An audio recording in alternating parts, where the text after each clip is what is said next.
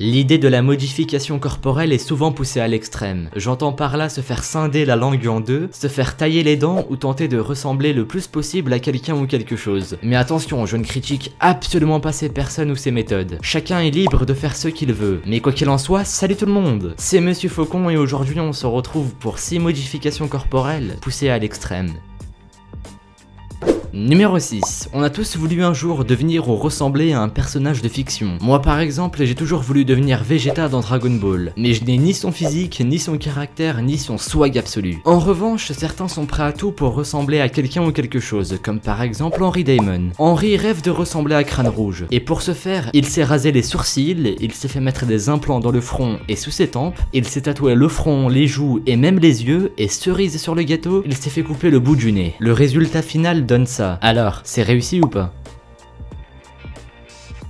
Numéro 5, autour de ce que l'on appelle le bagel head. Alors ça n'a absolument aucun rapport avec les bagels qu'on a l'habitude de manger, si ce n'est la forme de la modification corporelle. Le bagel head consiste à se faire injecter un liquide salé au milieu du front et avec une simple pression du doigt, un trou se forme en plein milieu, ce qui nous fait penser au bagel, d'où son nom. Mais à vrai dire, cette modification corporelle n'est pas définitive. Elle ne dure que 24 heures contrairement aux autres modifications corporelles qu'on va voir tout de suite.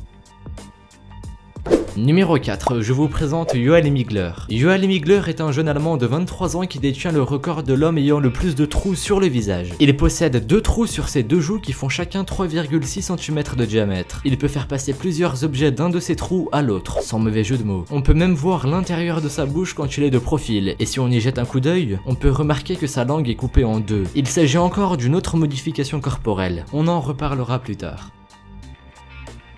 Numéro 3, on continue avec l'homme lézard, de son vrai nom Eric Sprague. Eric a pour passion les reptiles, et pour honorer cette passion, il a décidé de littéralement transformer son corps en celui d'un reptile. Enfin, visuellement parlant. Pour ce faire, il s'est intégralement tatoué le corps. Il s'est taillé les dents en pointe, il s'est coupé la langue en deux comme pour Joachim Migler, et j'en passe. Au total, toutes ces modifications corporelles lui ont pris 700 heures, ce qui équivaut à quasiment 30 jours de procédure chirurgicale non-stop.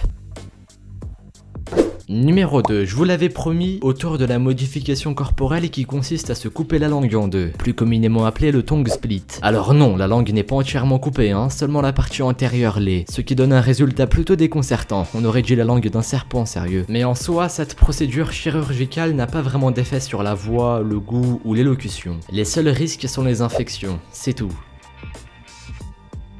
Numéro 1, voici Denis Savner, autrement dit l'homme-chat. Cet homme a passé sa vie à tenter de ressembler à un chat et pour ce faire, il a enchaîné des dizaines et des dizaines d'opérations. Il s'est fait mettre des implants pour changer la forme de son front, il s'est taillé les dents pour les faire ressembler à ceux des chats, il s'est tatoué le visage, percé la moustache, aplati le nez et tellement d'autres. Mais malheureusement, Denis Savner s'est suicidé le 5 novembre 2012. On n'en connaît pas vraiment les raisons, mais bon, il reste quand même l'homme qui a effectué le plus de modifications corporelles pour ressembler à un animal.